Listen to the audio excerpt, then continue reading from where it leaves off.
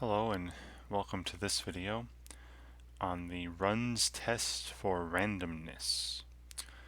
And this is another video on a non-parametric or distribution-free test, meaning that there are no assumptions being made about a population being a certain distribution, right, like the normal distribution or students t or anything like that. So in this video, I'm going to introduce you to this runs test for randomness, or just the runs test for short. Explain what it's used for, when we're going to apply it, what it's not used for, right? Something that people very often confuse it for, and then go over the steps in performing it and several examples in which I apply the runs test for randomness. Okay.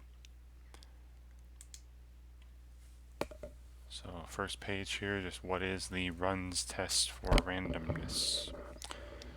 Alright, before we get to the actual test itself, what's going to happen here is you're going to have a sample of data values, and data values in a sample are going to be characterized as one of two separate categories, or two disjoint categories, two mutually exclusive categories, however you want to put that. So we'll go through each value in the data, right, each data value in the sample, and assign it into one of two categories. And the name of this test is the runs test, right? So you might be asking, what is it? What is a run? A run is a sequence of data having the same characteristic.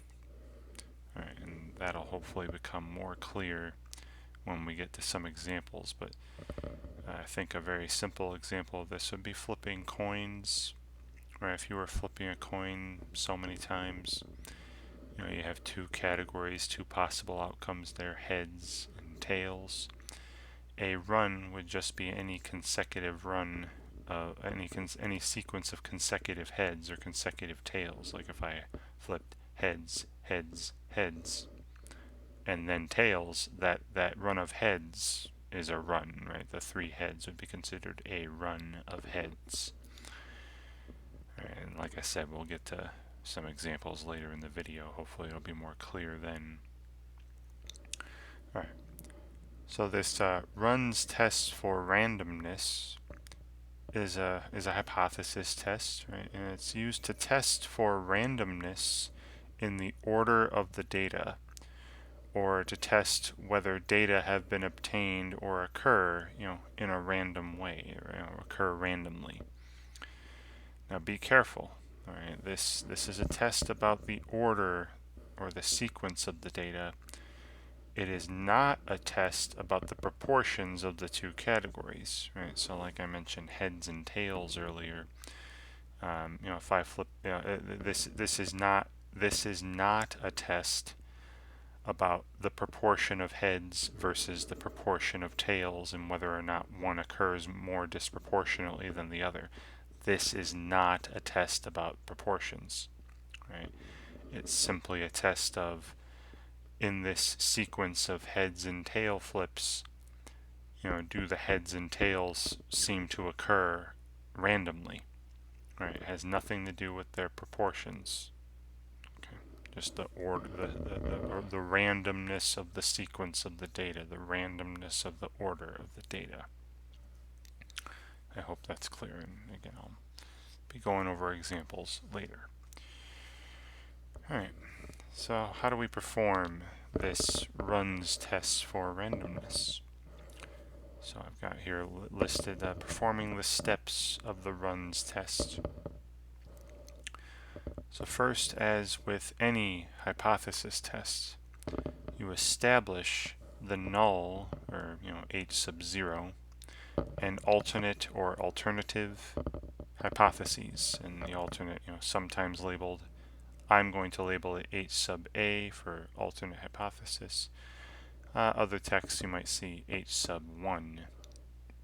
because it's h sub 0 for the null hypothesis.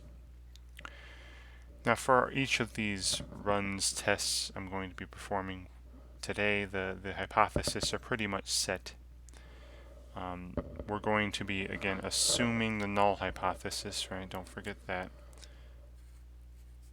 You always assume that the null hypothesis is true, then calculate a test statistic, compare it to some critical values, and make a decision on whether or not to reject the null hypothesis. So the null hypothesis will be that the sequence of data that we're looking at is occurring randomly. Right, we're going to assume randomness. Right? So like if I was looking at coin flips, right, I would assume that the coin is fair, that the occurrences of head and tails in a sequence of flips is occurring randomly, like you would expect for coin flips. And the alternate hypothesis, as always, is the opposite, the negation of the null hypothesis, is that the sequence of data is not occurring randomly. So something's up, right? So like I said, later you'll see, if I were flipping a coin and I got like 20 heads in a row and then 20 tails in a row, right? You wouldn't expect that to happen for a nice, fair, balanced coin. Right? So you might suspect that something's wrong with that coin, since the sequence of data, right, the sequence of heads and tails flips, is not occurring randomly. Alright, so those are hypotheses. Then comes the part that I mentioned earlier about assigning data values into two mutually exclusive categories. Alright, so the heads and tails example would be simple. There's heads or tails, but you'll see some examples I've got coming up where we'll have values that are actually numbers, and we'll break them into categories of maybe even and odd numbers, or below the mean, above the mean, or below the median, above the median. Separating the value, assigning the values, not separating them, but assigning the values into two different categories. And you'll see some notation coming up when you see lowercase n. Now remember, that usually represents the sample size, and it does here too. But when I say sample size here, talking about assigning values into categories, n's going to be the number of values that can be categorized, right? That are actually in one of the two categories I'm looking at. So you're going to see an example I have coming up where a data value isn't in a category that I've assigned, and we'll just ignore those. Right? So n will be the number of values that can be categorized, which will just usually be the sample size. Then n with a subscript of 1, n sub 1, is going to be the number of values that are assigned to category 1, whether it be heads or tails or odd or even or whatever. N sub 2 will represent the number of values in the second category. Right? And if you're doing things correctly, the sum of n sub 1 and n sub 2 should be equal to n. Right? So n sub 1 plus n sub 2 should be equal to the value of n if you're assigning things correctly. Alright, then once these categories are assigned to my data values, we're going to then count the number of runs, right? The number of runs in the sequence. So that's part 3 here. Find the number of runs in the sequence of data, which I've seen some books just label it as R for runs, but you might confuse that with R for the correlation coefficient, whether it be Pearson's correlation coefficient or Spearman's rank correlation coefficient. So I'm going to use a notation I've seen in some other books that I've come across, which is G. Alright, so G will represent the number of runs in the sequence of data. Alright, then as with every hypothesis test, you have a test statistic for your sample. Now, I'm going to break this into a couple cases. This is very similar to, this is done pretty often. Very often you'll have a different test statistic when you have a small sample versus when you have a large sample, and the same thing's happening here. So part A here, when calculating the test statistic, is a small sample case. Now, the magic number here is going to be 20. If n1, right, remember the n sub 1 and n sub 2 on the previous page. If n sub 1 is less than or equal to 20, and right, both of these are happening, n sub 2 is less than or equal to 20, right? So we have small sizes for these numbers in the categories. Then the number of runs itself is the test statistic. Right? The test statistic will be that G, that number of runs. If the opposite of this is happening, right? If n1 is greater than 20, or n2 is greater than 20, if either one of these is happening, or both, we'll be in this large sample case. And in that case, the test statistic will be a z-score. Remember z, the standard normal distribution. And the z-score is calculated this way. Take that number of runs, that G, minus the mean number of runs for the sample size given. Again, this is I'll show you how this is calculated on the next page. Mu sub G. And then divide that by the standard deviation for the run sizes. Sigma G. Right, so look, it's just like any other z-score. Your value, minus the mean divided by the standard deviation. Where this mu sub G and sigma sub G are calculated in the following manner. And I'm only going to do one example where this happens because, in most introductory statistics books, you're not going to probably work with too many large sample cases, right? They just want you to get the gist of the test. So mu sub G in this z-score statistic calculation is the following. 2 times n1 times n2, right? Remember what n1 and n2 are, divided by n, and then after that, plus 1. Now you may also see, remember n is the same as n1 plus n2, so you may also see some books where it's 2 times n1 times n2 divided by, and then n1 plus n2. Same thing.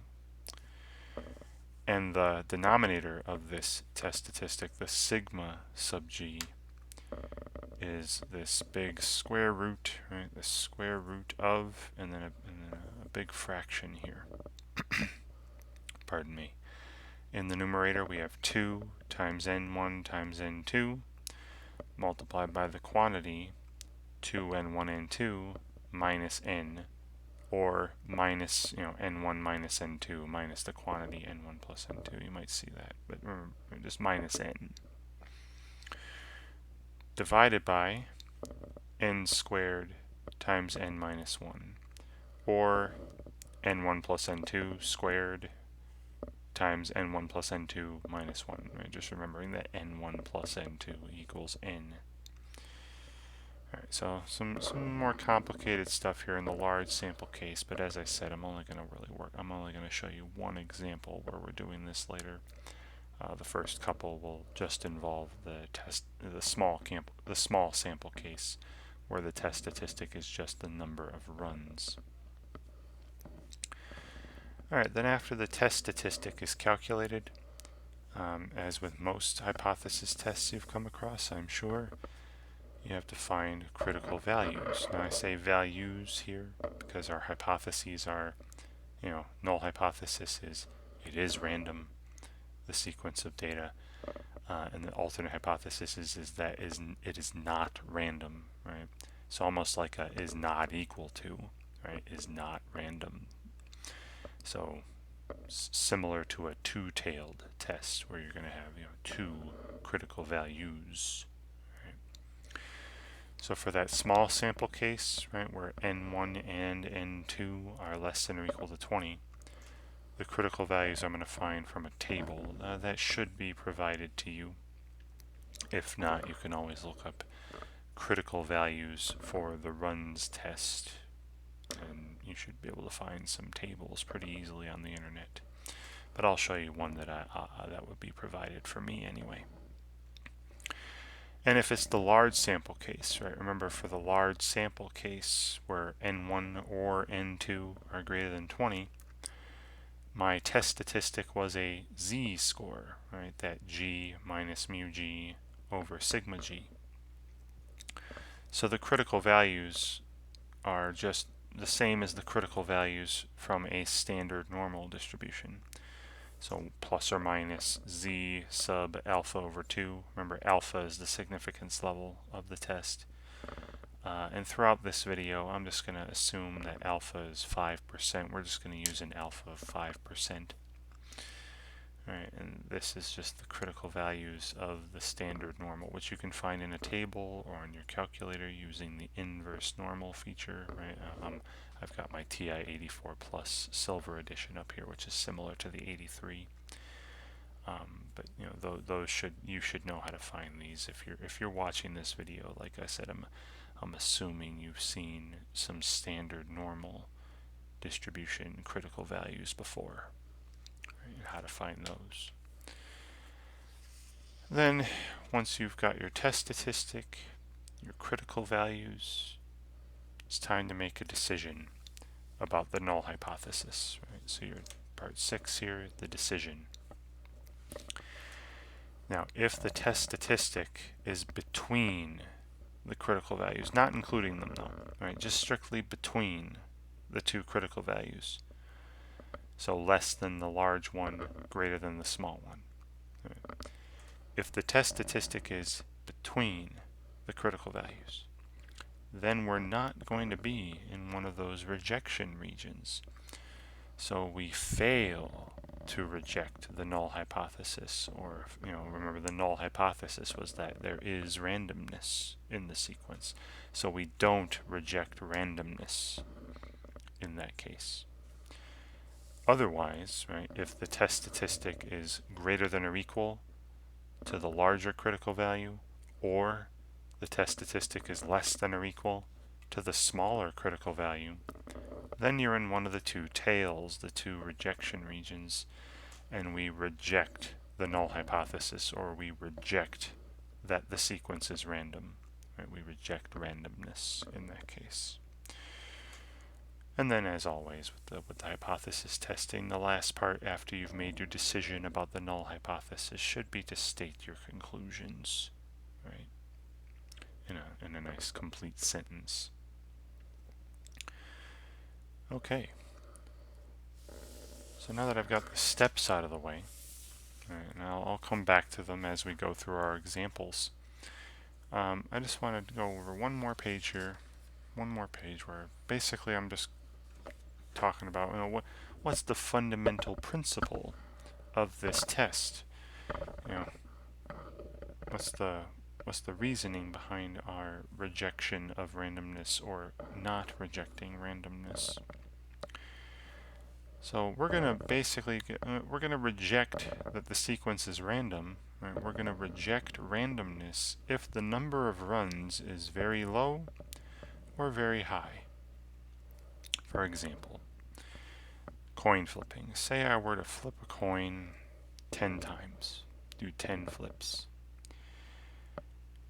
If I came back with a sequence, if I flipped a coin 10 times and had a sequence like this, where the first 5 were heads and then the second 5 flips were tails, that would be unusual to me anyway. To me, I wouldn't expect there to be 5 heads in a row. Right? The chances of that happening are actually quite slim. and then 5 tails in a row. Again, the chances of that happening would be quite slim as well, probabilistically.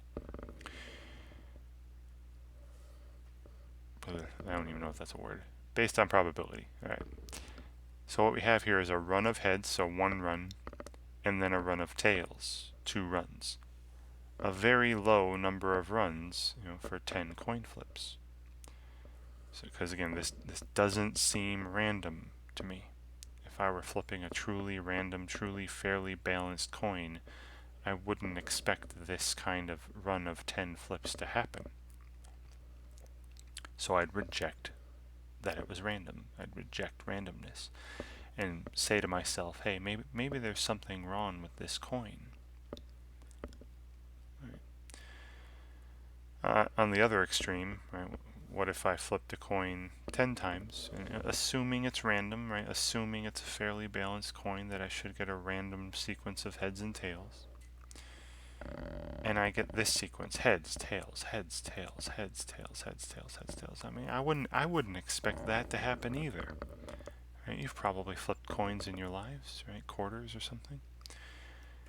You get a couple heads and maybe a couple tails, and then a heads and a tails and a couple tails and a couple heads. I mean, it should be a random sequence, feel random. But if I flip heads and tails and heads and tails and heads and tails, there's a pattern there. Patterns aren't random. Patterns aren't random. I wouldn't expect this to happen when I flipped a coin 10 times. And if you count the number of runs, right, I've done a little different. There's a run of heads from 1 head, right? Then a run of tails, then a run of heads, then a run of tails, run of heads, run of tails, run of heads, run of tails, run of heads, run of tails. Basically, any time it switches, there's a new run. Right? It switches from heads to tails or tails to heads. There's a new run. Well, that's 10 different runs in 10 coin flips. That seems high. That's very high for 10 coin flips. So this sequence here doesn't seem random to me. I would reject randomness. Now, again, we're going to more formally do this with critical values and test statistics and whatnot. But this is the fundamental idea behind the runs test. If there are too few runs, I'm going to think something's up, right? Perhaps the sequence isn't occurring randomly. And if there's too many runs, again, perhaps something's wrong. Something's up there, and the sequence isn't occurring randomly. Right? So we want a nice balance of runs. Right? And again, has nothing to do with the proportions. I mentioned that before. It has nothing to do with how many times head shows up or how many times tail shows up. They're proportions. Nothing to do with that at all. It's about the number of runs, right? The number of times we switch categories. And is that seemingly random or not? All right. So finally, to some examples. Right. So my first 2 examples will be in that small sample case, right, where the value of n1 and n2 are both less than or equal to 20. And we'll find our critical values using a table. And the third example I have will be just one example where we have the large sample case, right, where the value of n1 or n2 are greater than 20. All right, so in my first example here, given below are the first 25 decimal places of the number pi, right, after the decimal point. So remember, pi is, the ratio of the circumference of a circle to its diameter. And that was approximately 3.14, right? You've probably seen that, 3.14. Well, this is the first 25 decimal places of pi after the decimal point. So 14, it's 3 point, then 14155892793223846264333 and so on. It goes on forever without ending, without repeating. It's one of those irrational numbers. But just looking at the sequence of the first 25 decimal places, we're going to test for the randomness of this sequence in the way that odd and even digits occur, right? So test for randomness in the way that odd and even digits occur. in the sequence. So remember, odd digits, 1, 3, 5, 7, 9. Even digits, 0, 2, 4, 6, 8. Alright, so my categories are given to me. Right? They're odd, even. Right? I'll even mention that down here. Those two mutually exclusive categories, odd digits, which I'll label with just an O for odd, and even digits, which I'll label E for even. So if you look through, this is the part, this, again, first step is I will establish my hypotheses, right?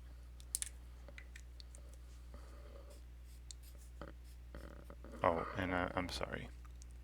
We're going to be using a significance level of 5% for all of these. Alpha equals 0.05. Okay, remember, if it's not stated, right, if a specific value of alpha is not stated, usually they assume that alpha is 5%, a 5% significance level. Alright, so first, our hypotheses.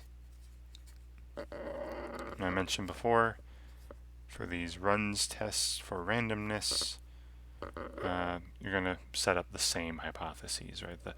The null hypothesis, the one being assumed, right? We're going to assume this null hypothesis H sub 0. We're going to assume, first off, that the sequence is random, that odds and evens do occur in a random order, do occur randomly. So sequence is random.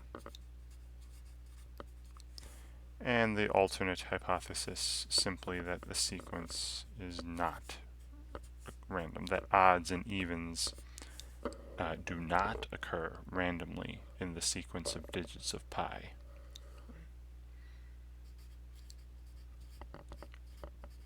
Okay. So again, same two hypotheses for all of these runs tests. All right, now comes the assignments, right, where I go through the values in the data. Here there are these 25 values, 25 decimal places, and I assign them categories. Right?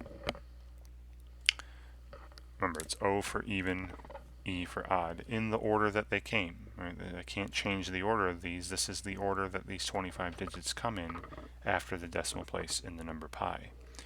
So the number 1, an odd digit, 4, an even digit, 1 odd, 5 odd, 9 odd, 2 even, 6 even, 5 odd, 3 odd, 5 odd, 8 even, 9 odd, 7 odd, 9 odd, 3 odd, 2 even, 3 odd, 8 even, 4 even, 6 even, 2 even, 6 even, 4 even, 3 odd, 3 odd. Alright, so I've assigned a label, as you've done in other non-parametric tests, right? The sign test, or the rank correlation test, Spearman's rank correlation test. This is very often done in non-parametric or distribution-free tests, where the actual data values are represented by some sort of categorical data, right? Represented by a label. So sure, you'll lose some data there, but it's it's not important for what we're testing for. We're testing for, do odd and even digits seem to be occurring randomly or not in this sequence. Alright, so I'll get that n1, n2, and therefore n. Right? So let me count the odds. Right? The number of odd digits, I'll call that n1. Right? The n1. So there's 1, 2, 3, 4, 5, 6, 7, 8, 9, 10, 11, 12, 13, 14 odd digits. And then the number of even digits will be the n sub 2. Right, and there were, each one was either even or odd. There weren't any ones that I couldn't label. So it's going to be 11, right? There are 25 digits total. 14 plus 11 is 25, right? And that's the value of n, right? N equals 25, right? Whatever n1 plus n2 is. Now notice that these are both less than or equal to 20, right? Both n1 and n2 are less than or equal to 20, so we have that small sample case that was mentioned earlier. All right, so our test statistic, right, so that was step 2. Now our test statistic, I'll keep the sequence up here. I'm going to stop writing step numbers. The test statistic in this case, because I'm in that small sample case, right? The test statistic is that value of G, which is again the number of runs. So let's go back into the sequence and I'm going to count the number of runs. So there's a run of odds, 1. Then a run of evens, 2. Then a run of odds, right? There are 3 odds. That's considered a run, right? Consecutive data that has the same category. That's the 3rd run. Then a run of evens, 4th run. A run of odds, 5th run. A run of evens, 6th. A run of odds, 7. A run of evens, 8. A run of odds, 9. A run of evens, 10. And finally this last run of odds, 11. So the value of my test statistic is 11. All right, 11 runs. Okay. Then, again, that's it. I don't have to find that mu sub g or sigma g unless alpha is not 0.05, because you're going to see in a second the table I'm going to look at has to have alpha equal to 0.05. So if it's not 0.05, you would have to do that z-score, right? Or find another table. Right? If you can find another table that does involve values of alpha other than 0.05, then use that. But let's go now to finding, now that I have the number of runs, my test statistic, and again, don't forget that n1 was 14 here, n2 was 11, meaning n equals 25. Don't forget this stuff. This is going to be important for the table. I'm going to find my critical values. Let me show you the table that I'm provided, and that should be provided to you if you're in this class that I'm teaching. But if not, right, like I said, you can do a search for critical values for the number of runs, or critical values for the runs test for randomness, right? Do some search for that. So here I have critical values. Oops, I'm trying to zoom here and it's throwing me off. Here we go. Critical values. See at my table here. What the heck? See, it's critical values. Alpha equals 0.05 only for the number of runs G. So look at the top here. You see I've got value of n1. That was the number of odd digits, right? So that was 14. So I go to 14, this column. And then on the left side, you see value of n2. That was the number of even digits. That was 11. So I go to the 11 row. And you see 11 row, 14 column. N1's 14, N2's 11. I'm looking at here 8 and 19, right? 8's the low critical value, 19's the high critical value. 8 and 19. All right, so going back to the page here, we're seeing our critical value. I'll call them GC for critical values of G equals 8 for the lower critical value, and GC equals 19 for the upper critical value. Where does our test statistic fall? Is the test statistic, is 11 less than or equal to 8? No. Is 11 greater than or equal to 19? No. Our test statistic, 11, is between these critical values. Right? Our test statistic of 11 is between the lower and upper critical values. So, going back to our steps from earlier, right? That means that my particular sample, this test statistic, is not in one of those rejection regions. So we fail. Right? This is the decision I am making about the null hypothesis. We would fail to reject the null hypothesis, or fail to reject randomness. We're not rejecting randomness, so we're going to say there is enough evidence in this sequence of 25 here to suggest that even and odd digits do occur randomly, right, in the number pi. Okay, so my conclusion,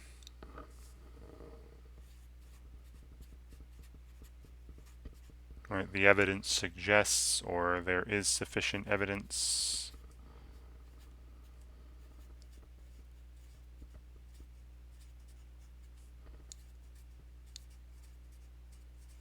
to support the randomness of even and odd digits, right? To support the null hypothesis. We're not rejecting the null hypothesis. So we're like keeping this and ignoring this, right?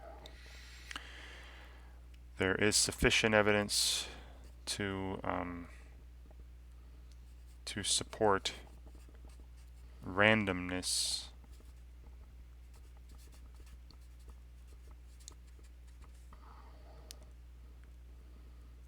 in the occurrence of even and odd digits in the number pi.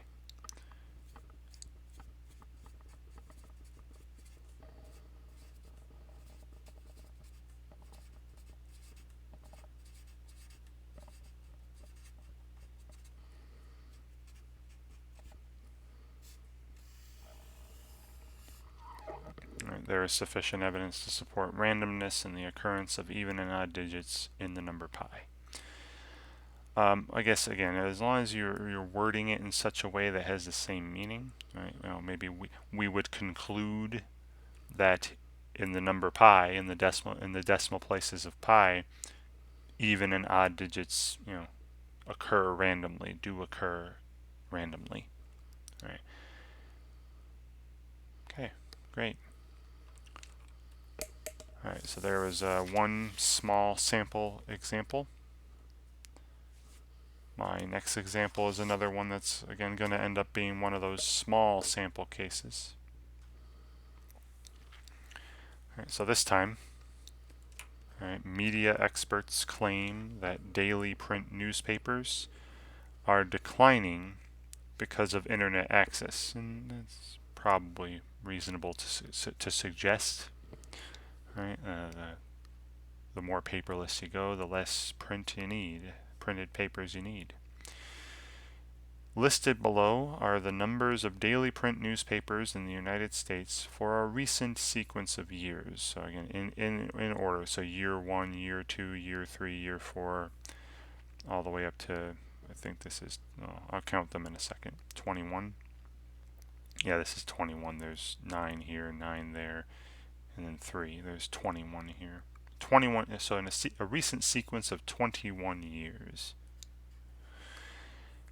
We're going to test for randomness of the numbers above and below the median. So this gives us our categories. Right.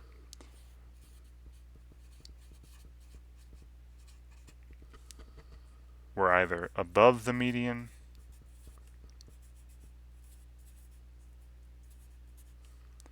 So I'll label numbers that are above the median with an A for above the median.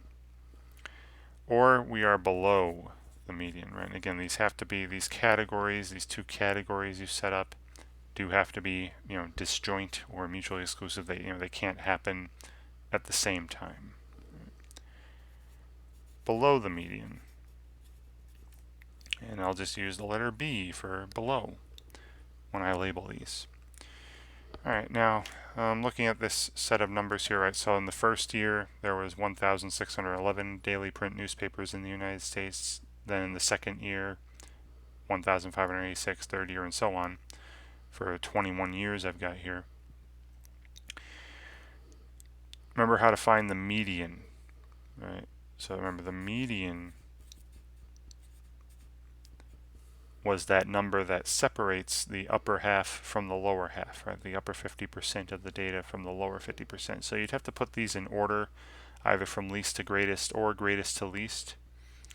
And let me just tell you, I already did that ahead of time. And the median is, if you should be able to know how to find this, but the median of this set of data was 1,480, right? And this was an odd number of data, right? 21 values. So it's the 11th value. If you put them in order, right? If you put them in order, it would be the 11th value. That would have 10 values below, 10 values above. And you'll see that if you put these in order, the 11th value was 1480. All right. All right, so again, before I get into labeling, let's list our hypotheses, right? So still the same two hypotheses in these runs tests for randomness. So the null hypothesis is that the sequence is random. Right, so basically the sequence in terms of numbers above the mean and below the mean, this sequence of A's and B's that I'm going to be applying is random. Sequence is random. We're assuming this. And then the alternate hypothesis, right, HA or H1, is that the sequence is not random when it comes to these numbers above and below the mean.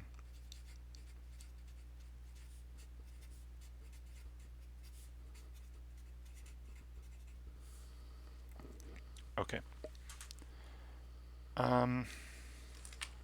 Great. So now, let's go back. And this was part 2 of my little listing of steps, right? Now let's label. Right, here was that list of years, the numbers of daily newspapers in the United States for 21 consecutive years. Let's go and label these. Right. So again, anything above the mean, I'll label A. Anything below the mean, I'll label B.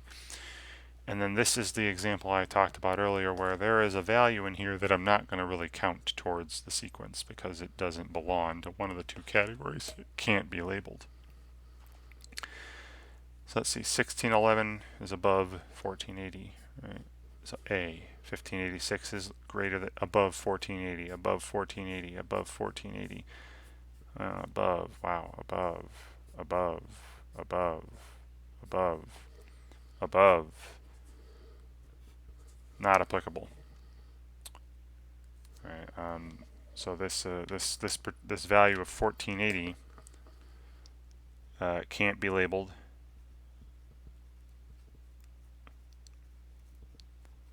So I'm going to ignore it for now.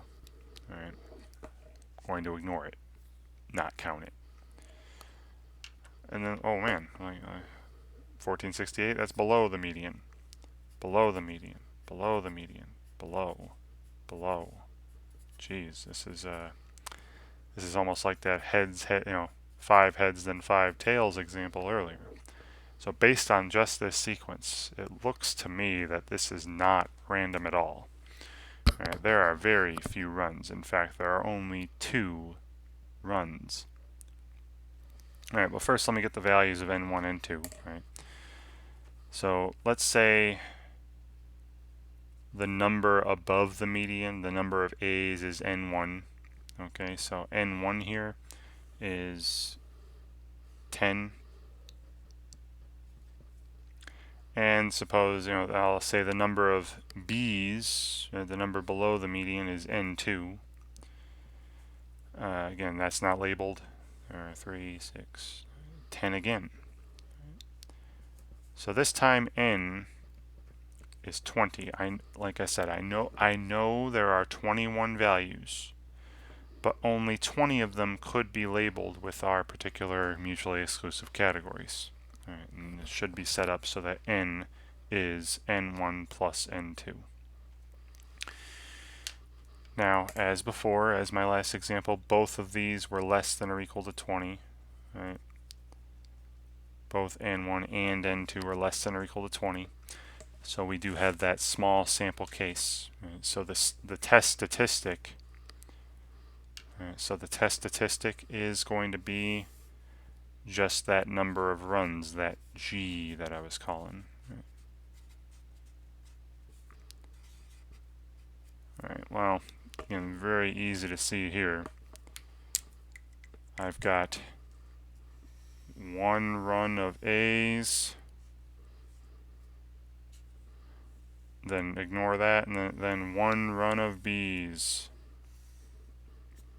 So two runs total in this sequence. So like I said before, right, this seems low. All right, I'm probably going to be rejecting randomness here, saying that this is definitely not random, and there's definitely some sort of pattern going on here, and the pattern seems to be that the experts were right. That the number of daily newspaper printings are declining, and I'll write that in my conclusion. But let's be more formal about it though. Let's find our critical values from the table.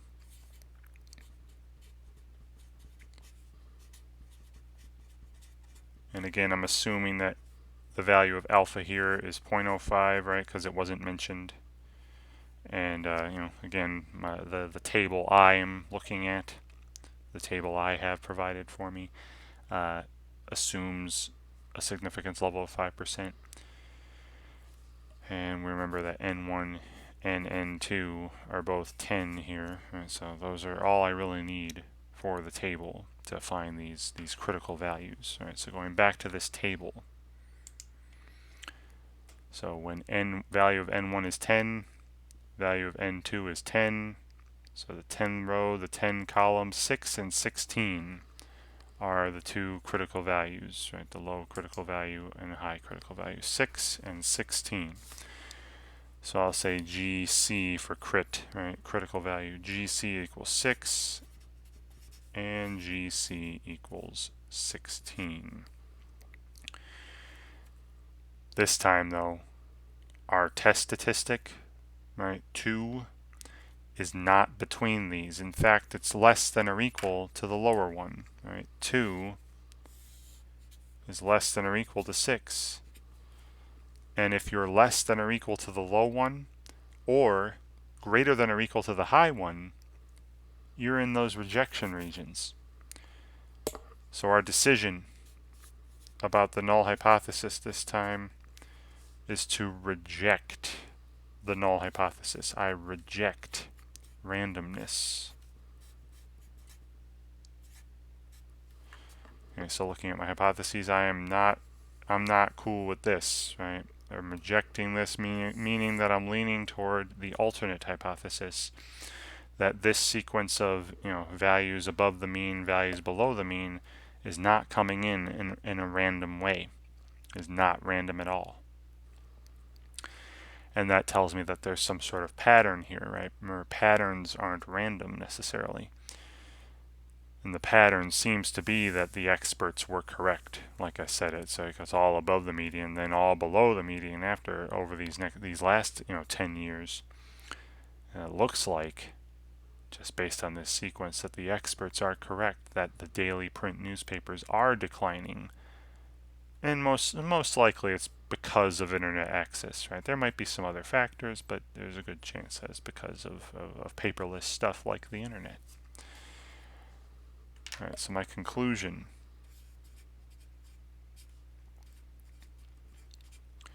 I'll just say the evidence suggests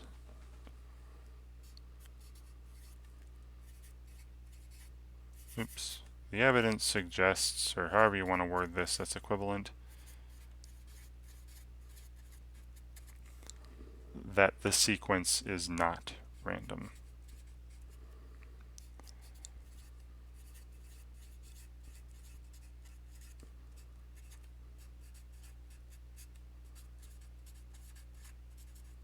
Right. And if you wanted to go further, like I said, you say, oh, that would suggest there's probably some kind of pattern.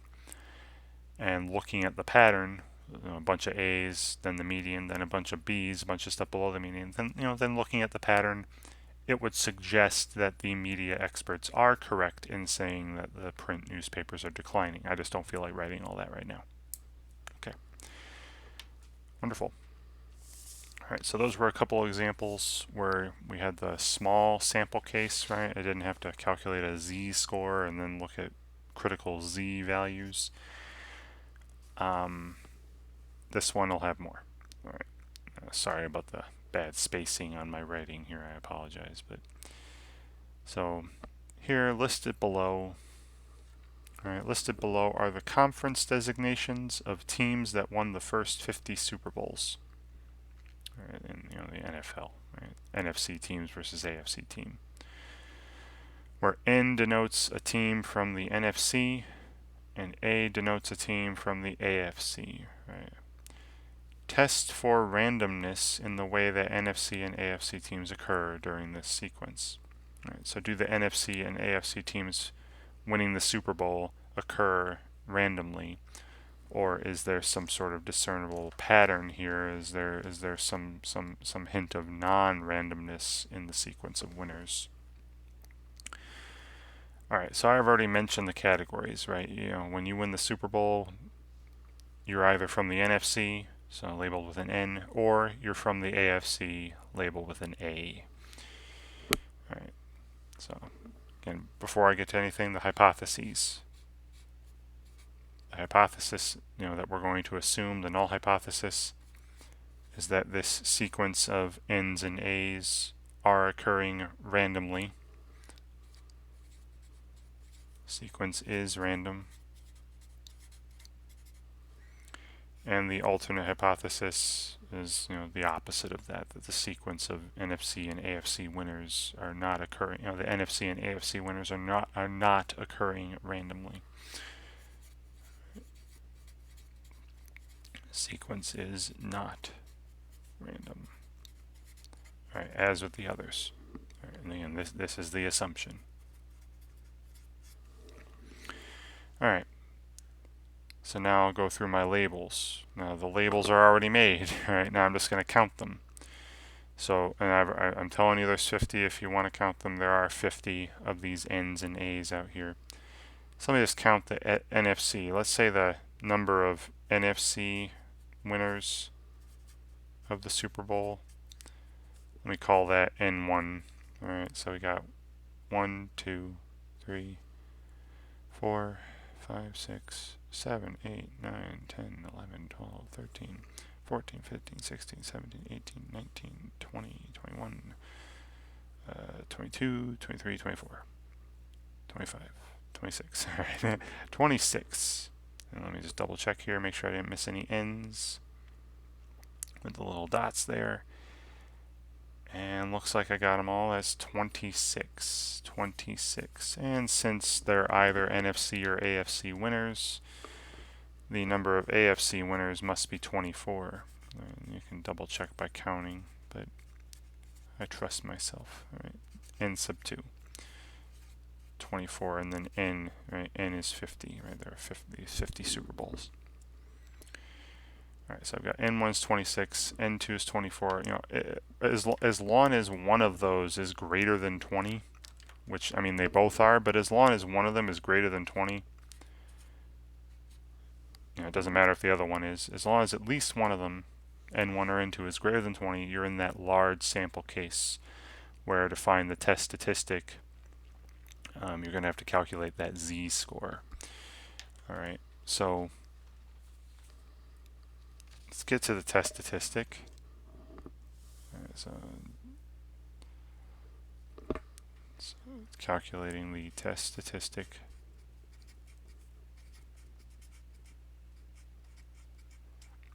All right, now first I will find G, right, because that's involved in it, that number of runs. So we have one run of N's, then another run of A's. That's 2, then N, 3, and run of A's, 4, 5, 6. Pardon me, my dog's barking. Okay, sorry about that. All right, so 1, 2, 3, 4, 5, 6, 7 runs, 8. Then this big one here, right, this continues down here. At the ends, that's 9. 10 runs, 11, 12, 13, 14, 15, 16, 17, 18, 19, 20 runs, right? Again, every time it switches from N to A or A to N, that's a new run. So it looks like 20 runs here. 20 runs. Which really doesn't seem too low or too high. I mean, if there's 50 of these. Again, imagine them like coin flips. You know, if there were only 2 or 3 runs, I'd say probably not random. You know, and if there were like 40 to 50 runs in the 50 flips, you know, say probably not random there either. This 20 runs seems to me like a pretty balanced number. Like, you know, probably going to be in between our critical values, but we'll see that coming up here in a second. All right, so the test statistic, right, for this large sample case where either N1 or N2 are greater than 20, it was a z-score, where it was I took this number of runs and I subtracted that mean number of runs, mu sub g, divided by the standard deviation of the numbers of runs, right, you know, sigma g. All right, where those had specific formulas. All right, now mu g, I'll calculate down here. All right, so mu sub g, I'll keep the n1, n2, and n are involved in these. Mu sub g, and these should be provided to you on a formula sheet, right? You don't really have to memorize these in most cases. 2 times n1 times n2 divided by n, and then plus 1. Alright, so we have 2 times, and then n1 is 26, times n2 is 24, right, the numbers of NFC and AFC winners, divided by n is 50, and then plus 1. Alright, and I'm going to get an approximation of that here on the calculator. So 2 times 26 times 24 divided by 50 equals, and then plus 1. Alright, so this is 25.96, so not actually approximately 2, but 25.96 for the mu g. Right, so that's going to go here in the calculation of the test statistic. So let me put that in. So 20 for g minus, and then 25.96 for mu g. All right, and then that sigma g is big square root, right? Sigma g, big square root with 2 times n1 times n2 times the quantity, 2 times n1 times n2 minus n, then divided by n squared times n minus 1. Alright, so putting in the numbers that we have, right, this is 2 times 26 times 24 times the quantity, 2 times 26 times 24 minus 50 in the numerator. All of that divided by, 50 squared times 50 minus 1, or just 49. Right. And let's see what we get here. I'm going to punch this in. Alright, so in the numerator there, I'm just going to do the numerator. We have 2 times 26 times 24 times, and then in parentheses, 2 times 26 times 24 minus 50. Alright, so there's the numerator, huge number, divided by, and then in parentheses, the denominator is just 50 squared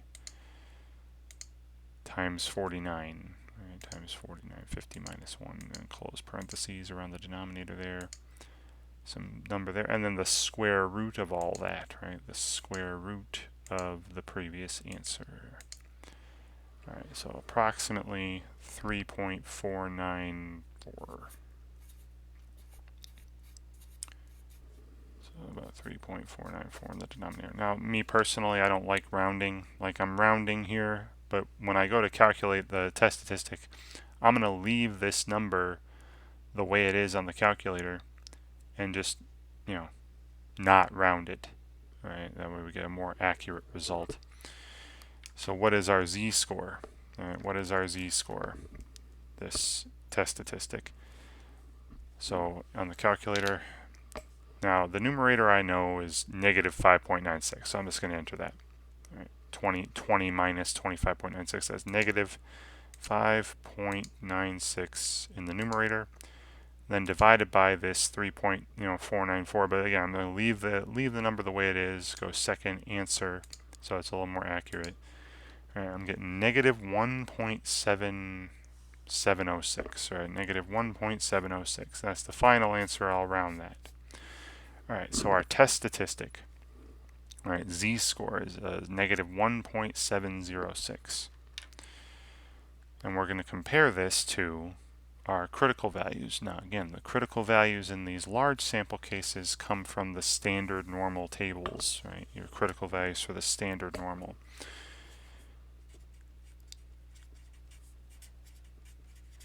So our critical values here are plus or minus z sub alpha over 2, right? Now, again, I'm assuming, it wasn't mentioned, I'm assuming my significance level alpha is 5%. So we're talking plus or minus z, and then, half of alpha, half of 5% is 2.5%, right? 0.025. Meaning, remember the standard normal curve, right? The bell-shaped curve. Mean 0, standard deviation 1, meaning we're looking for these values here.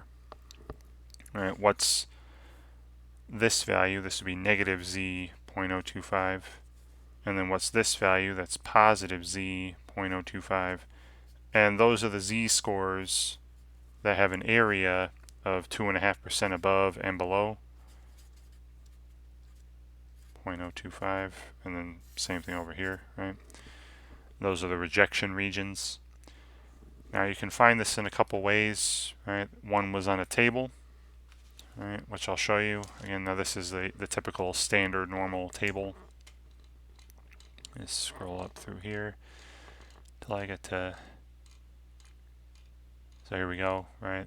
This was a, cumulative area to the left on this table of z-scores in the standard normal. Now,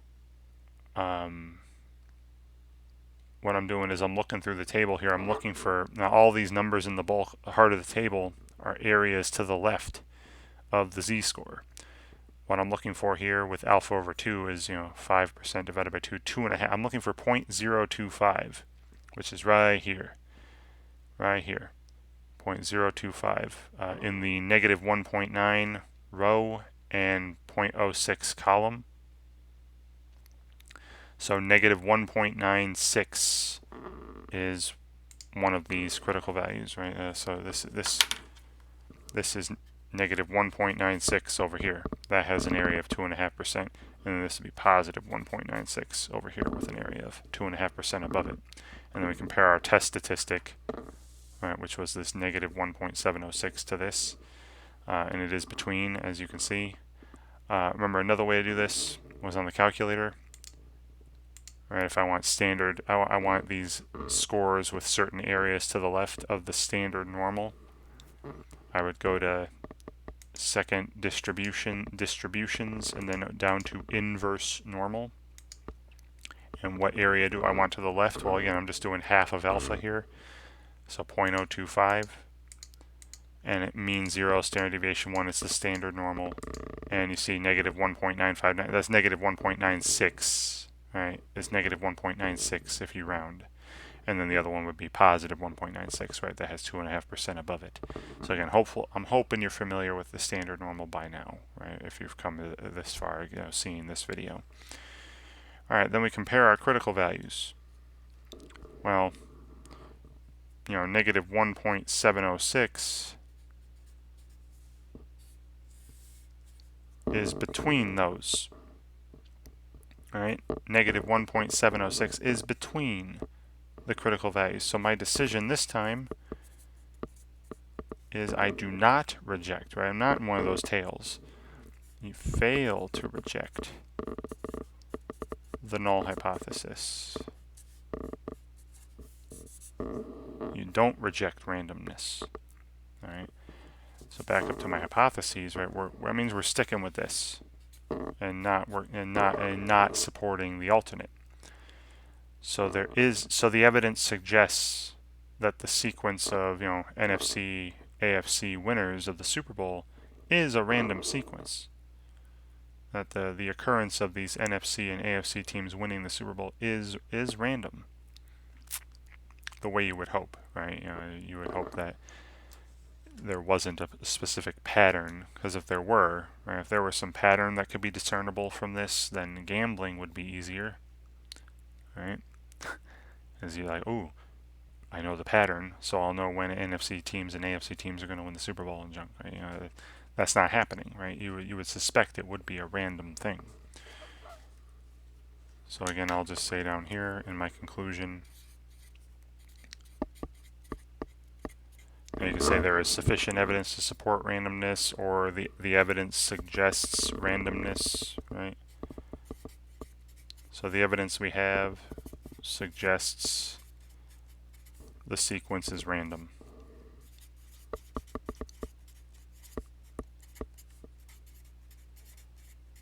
Right, now I'm just saying the sequence is random. You can again write more about, if you wish, what it means regarding these NFC AFC teams. It means that the occurrence of AFC or NFC Super Bowl winners is a random occurrence. All right, and you can't find some sort of pattern to it. And again, that's what we would hope, right? That's what you would think would happen, because if you could find some sort of pattern, like I said before, it would make gambling a heck of a lot easier, wouldn't it? Gambling on the Super Bowl.